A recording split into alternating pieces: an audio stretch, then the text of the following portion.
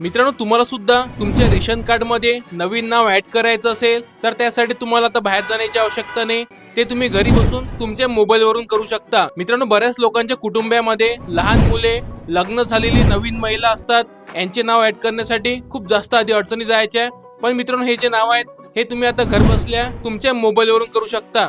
ते कसे ऍड करायचे संपूर्ण माहिती सांगतो। त्याआधी अशाच प्रकारचे माहितीपूर्ण व्हिडिओ पाहण्यासाठी आपल्या पेजला फॉलो आणि चॅनलला नक्की सबस्क्राईब करा। त्यासाठी मित्रांनो, तुम्हाला प्ले स्टोर वरून मेरा राशन 2.0 ही जी ऍप्लिकेशन आहे हे डाउनलोड करायची आहे। कुटुंब प्रमुख यांचा आधार कार्ड नंबर टाकून OTP एंटर करा, त्यानंतर लॉग इन करा। इथे बघू शकता मॅनेज फॅमिली मेंबर या ऑप्शन वरती क्लिक करा। राईट साइडला ऍड न्यू फॅमिली मेंबर असं ऑप्शन दिसत असेल त्यावरती क्लिक करा। त्यानंतर मित्रांनो बघू शकता येथे एकूण 9 स्टेप आहेत। 9 स्टेप मध्ये जी महत्त्वाची माहिती असेल ती संपूर्ण व्यवस्थित भरा। तर मित्रांनो, अशा प्रकारे रेशन कार्ड मध्ये जे तुम्ही नवीन नाव आहे ते इथे ऍड करू शकता।